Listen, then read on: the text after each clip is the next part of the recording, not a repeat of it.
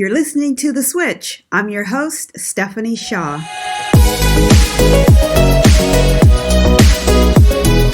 Hey, welcome to The Switch. I'm Stephanie Shaw. I'm a multi-certified holistic nutrition coach who, after finding no success with the 18 doctors and 2 world-renowned healthcare facilities I visited, decided I needed to make a switch and take my health into my own hands. Now I'm obsessed with you getting hormonally balanced and emotionally aligned. This podcast is about education, empowerment, and simple no-cost strategies you can implement right now. I'm so excited to be here with you to talk about all things health, beauty, clean living, and mindset. Ready to take your mind and body to the next level? It's time to make the switch. Hey everyone, welcome to another episode of The Switch. I am so excited today to have with me Alexi Bracey. Alexi says that cancer saved her life more than 20 years ago by shifting her career direction to one of a holistic coach and plant-based chef. She has helped inspire and save lives with her coaching and her mentoring. Another life-changing experience that we'll talk today about led Alexi to teach mature women how to prevent and ward off dementia so they can thrive as they age. Alexi, welcome. Thank you so much for being here today. Oh, my pleasure. Absolutely. Awesome. Thank you again. So cancer saved your life. That's not something you often hear from folks. Tell me a little bit about that. Well, you know, when people refer to cancer as I conquered, I beat, it's always a negative denotation, you know, like it's a war. Mm-hmm. Well, I guess cancer is a war, but it saved my life in the sense that I shifted career directions and I started focusing on my health, or a lot more on my health. And so had I not done that shift, who knows where my health would be today. Mm-hmm. You know, I can only guess. That's very true. Talk to me about pre-cancer. Like, were there symptoms, signs? What were some of your eating habits or stress level habits? Well, you know, I mean, most people say, oh, I eat a pretty healthy diet. Mm-hmm. But in truth, we don't really eat a pretty healthy diet. But I would say I wasn't a fast food junkie, but then 20 years ago, we didn't have as much junk food, so to speak, processed food, packaged food as we do today. Right. And it really caught me off guard, like totally astounded me. But I think it wasn't just diet, it was lifestyle habits and environmental toxins, because they say, genetically speaking, cancer or any disease is only linked genetically by 4%. So say your mother had it, your grandmother had it, whatever. The other 96% is environment. And so environment is a broad spectrum, from the water we eat, the toiletries we use, the cleaning products we use, the furniture we use, microwave ovens, Wi-Fi, the air. I mean, there's just a whole plethora of things. So bottom line is, when you keep on adding these toxic things into your body, so to speak, once it reaches that saturation level, it's like filling a barrel with water. Once it gets to the top, that's when dis-ease happens. And disease is really a symptom of an underlying cause. So obviously, there were some things that I wasn't doing right to support a healthy body. Talk to me a little bit about, so not just going back to when you first got the diagnosis, but when you decided that this was something that was going to be a gift to you, and how you went through that process of changing your habits around eating and your stress levels and so forth. Well, because I did it I cured myself. I don't like to use the word cured. Within a year, without any medical intervention, drugs, or surgery, I was cancer-free. Oh, wow. That's awesome. So it started me on a journey of, okay, I want to know more, because I spent like 3 months at libraries and bookstores, because 20 years ago, the availability of the internet isn't what it is today. Right. And I just made all these small changes, and then it just really got me hooked on learning more I could about health and healing. And I've spent like the last 20 plus years then learning all I can about the latest in health research, you know, what works, coming from a functional medicine model paradigm, which means getting to the root cause.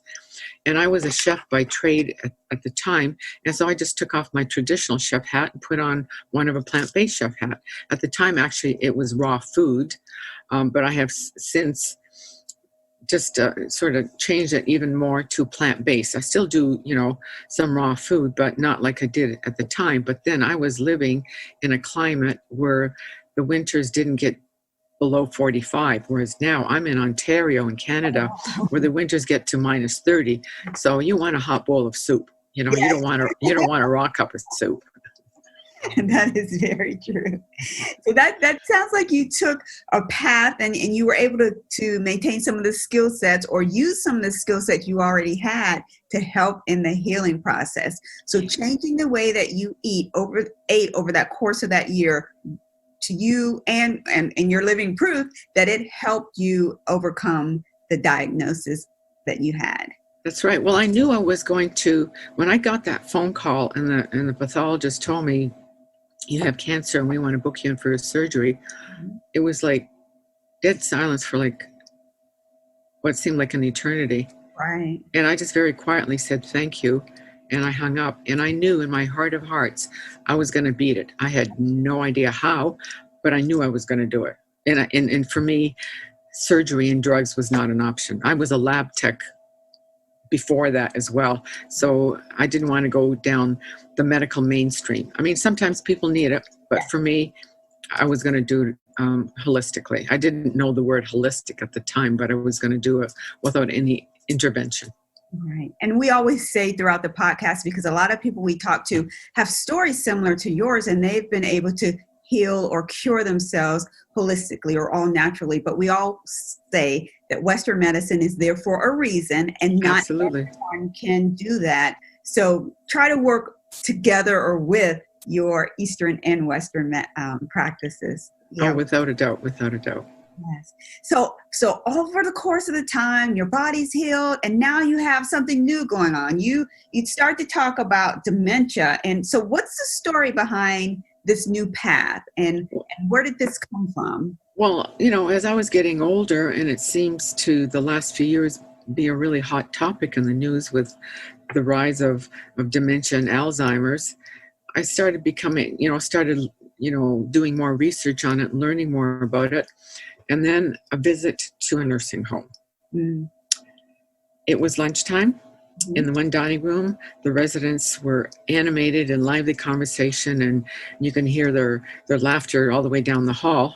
But down the hall was another dining room, about 20 women seated at tables of 4. Some of them had to be visually shown on 2 plates, their choices for lunch. Some had to have their food cut up.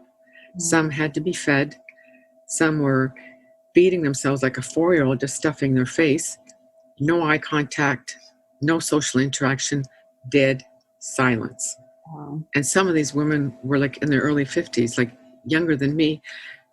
I had never experienced anything like it, and it just broke my heart. I went, people have to know that dementia is not a life sentence, and it can be stopped and prevented. Mind you, again, I would like to add, if it's a very advanced case, I'm not going there. I'm just going, stop and prevent before it gets out of hand or before you have the onset or symptoms of it. Mm-hmm. Awesome. So tell me a little bit about the blue line and the blue zones that you mentioned, and how well, the blue zones are 5 pockets of communities worldwide that boast the healthiest and long living, well into their 90s and 100s, with a sharp mind and agile body. So they are in the states found at Linda Loma, Costa Rica, Sardinia, Greece, and Japan. And Japan boasts the longest living women well into over their hundreds. And they're all active. Mm-hmm. A lot of them are farmers. They're plowing in their 70s and 80s and walking 20 and 30 miles a day. But one of the key cements, besides diet, most of them predominantly are vegetarian. If they eat meat, it's usually once a week or once a month, but not 3 times a day. But their cement is meaning and purpose and a sense of community. They belong to community. They support one another, and they have meaning in their life. Like, you know, in our society, oh, when I reach 65, I'm just going to sit there and I'm just going to enjoy and do nothing. Yeah. There's no meaning to your life. Yeah. You know, start a new hobby, mentor somebody, you know, learn how to play chess, take up gardening. Gardening is really good for the mind. Dancing is even better. Yeah. Yeah. You know, so, you know, what about those dreams that we have not fulfilled yet? It's like, you know, do it now. Don't wait till you cannot no longer do it. Yeah. So if you were starting with a patient who had dementia and you were talking to them about, you may not mention the word blue zone to them, but talking to them about the process that these folks take. And I've studied them. I've read about those communities, and it's incredible about, again, it is diet and exercise at the core is what keeps them alive and going, and community. I read a lot about how they get together frequently and they're always talking and communicating with one another. So those are huge. So if you were starting a conversation with a patient or maybe the patient's family, what are some steps that you would tell them initially in order to either reverse or slow down the process of dementia? Dementia is dietary and lifestyle habits, and both need to be tweaked. Mm-hmm. So by dietary habits, I mean, you know, really consider meatless Mondays, mm-hmm. you know, or cutting back on your meat consumption, absolutely as much organic fruits and vegetables as possible, because they are so heavily sprayed with pesticides and herbicides. And we've got the big problem with gluten intolerance, with foods being sprayed with glyphosates. Mm-hmm. And so any good that you may be doing by consuming more fruits and vegetables, but if they're heavily sprayed, you're just throwing that out the window. And the problem with glyphosates is it interferes. Well, first of all, it has been proven to be a carcinogen. And number two, it does interfere with your digestion. And your digestion interferes with the production of serotonin, melatonin, and dopamine. And both three are required for good sleep. And sleep is like paramount, because it's through the night that your brain detoxifies. And if you're not getting enough sleep, you're storing all those toxins in your brain. And everybody's complaining these days, well, I'm so tired in the morning. Mm-hmm. You know, adequate sleep, go to bed at the same time, get up at the same time, 7 days a week. You don't make up for lost time by sleeping in on weekends. Yeah, that's what people think, and you don't at all. No, not like that at all. No. You know, and you know, cut out the computer at least an hour before you go to bed. No sugary drinks or caffeine or alcohol at least 2 to 3 hours before you go to bed. And your bedroom is supposed to be in absolute darkness. Your bedroom is not where you keep all your electronics. You don't go to bed with your computer watching Netflix. You don't have your exercise equipment in there. You don't have your stereo equipment in there. The bedroom is for two reasons only, and one of them is sleep. And we'll let the audience guess what the other is for. That's right. That's right. But you're right. So we have a TV, a way too large TV in our bedroom. Actually, it's the only one in the house. We have one small one in another room. But I won't say the name of the company, but the name of the company, their logo is a little smile. So all night long, that smile is radiating at me during the night. And, you know, now I'm used to it and I go to sleep. But having this conversation and having other conversations, I'm like, hey, that's something that needs to be taken out of our space, because that is a space where we need to rest. So women or men who are waking up at 3 o'clock in the morning, like you're all of that extraness, the lights and so forth, that is actually slowing down and stopping the process of your body re-healing itself or healing itself throughout the course of the night. Talk to us about Wi-Fi and how do we get away from having so much of that around all the time? Well, hardwire your computer. By hardwiring, I mean your computer, you can only get onto your computer where it's plugged into the wall. You can't carry it around with you all over the house. Right. Your cell phone should always be on speakerphone. You never put it up against your head. You don't carry it on your physical body. And the worst place to use your cell phone is any moving vehicle. So that is bus, train, airplane, or car. Because you become an antenna. It's just like being in a microwave oven. Wow, I had not thought of it that way. So bus, train, any moving vehicle, all of that, because then again, it's to your ear, it's by your face. So that's very interesting. And then when you see the number of bars on your cell phone, the less bars, the more electromagnetic frequencies it's radiating. So only use it when it's like at 4 or 5 bars. If it's only at 1 or 2, don't use your cell phone. Right. Or, move to another area where the reception will be better. I want to step back to dementia a little bit. So I have a family member who we believe that the onset of dementia is happening. Talk to families about what they should be looking for, and how when that family member is stubborn and doesn't think that they should change their diet and so forth, what are some ways or some suggestions as to how we can get them to better understand the process that they're going through, and then also to get them to buy into the idea of a healthier lifestyle? Well, ask them some questions from their past. And do they remember, things that you would know the answer to? Just to maybe point out to them that, you're becoming a little bit more forgetful. And, you don't want, people don't think of it. But I ask people, you probably never thought of it, but where do you think you're going to die? Are you going to die at home? Are you going to die in a hospital? Or are you going to die in a nursing home?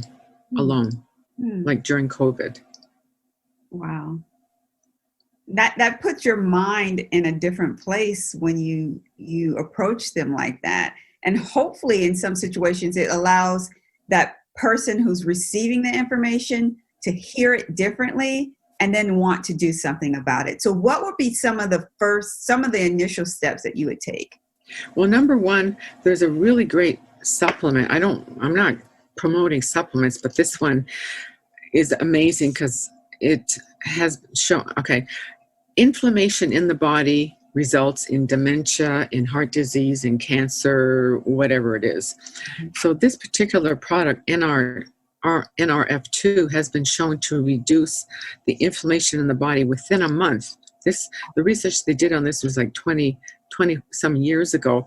And I personally know 2 friends whose mother and whose father were showing early symptoms. Like the father, they got him a sippy cup because he couldn't hold his cup and saucer drinking his tea, and he was too embarrassed to do the sippy cup, so he just stopped drinking tea.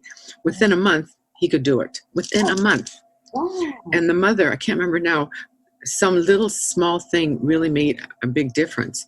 And so maybe if the parents can see that maybe their hand is jiggling, or maybe they're having a harder time walking up the stairs, maybe if they see that difference in a month, maybe the light will go on and think, well, maybe my daughter or my son or my husband knows what they're talking about, so maybe I should pay attention. What's the name of that again? It's called NRF2. I mean, I'll post in as a giveaway information where people can get it. But the thing that really impressed me, I didn't have memory problems as such, but because it reduces the inflammation, the oxidative stress in your body, I have a bad knee as a result of playing Frisbee many years ago. So when I walked down the stairs, I would have to put, both feet on one step before I proceeded, never thinking of it. After 2 weeks, I could walk down the stairs normally. I went, I can't believe this. I was totally amazed.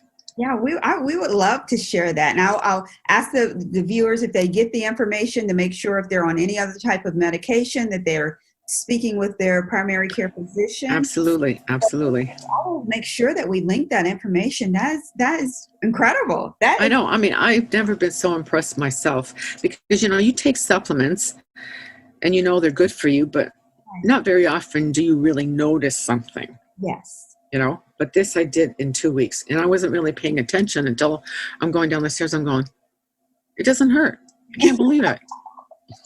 Yeah, and as you said, inflammation is key to stress, weight loss, all diseases, heart, cancer, everything. So that's important for folks to recognize that and use something like an adaptogen for inflammation. I love that information. So tell the folks about one giveaway or one thing that they can take away or walk away from this conversation with that they can implement immediately.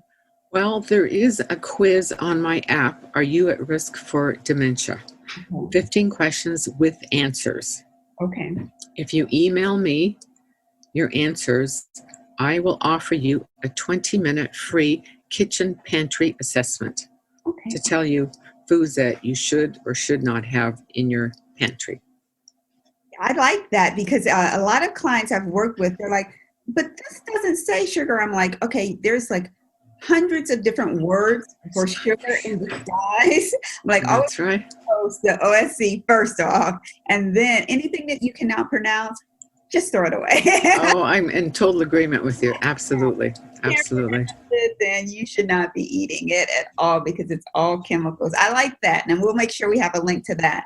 And before I end the podcast, I always ask everyone about their switch. What switch in your life caused you to act or react differently that makes you the woman that you are today? One thing that I started doing as a result of working at numerous fishing lodges over the summer, and this one particular lodge, 90% of the guests would come back year after year, and I worked there for 4 years. And so after dinner, I would go out and speak to the guests, and 95% of them were men. Well, what am I going to talk to them about? Fishing? No. So I started telling jokes. And so when they came back the next year, they'd say, oh, Alexi, you got jokes? And so I started accumulating jokes. And so now what I do is I approach strangers at the dog park, at the gas station, at the ATM machine, at the grocery store, and I say, can I put a chuckle in your heart? Aww. And they look at me, and I say, can I tell you a joke? Right. Because you don't know what kind of day they're having. It puts a smile on their face. It uplifts their spirits. They can maybe go home and share it with somebody. And it feeds my heart because I just put a little bit of a smile on their day that day. Alexi, that's awesome. Thank you again for sharing with us. Everyone, here's to your health. I am so excited for you because you just finished another episode of The Switch, which means you are the fierce person I already knew you were.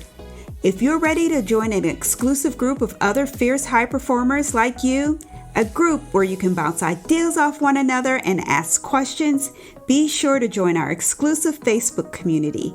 You can find the link below.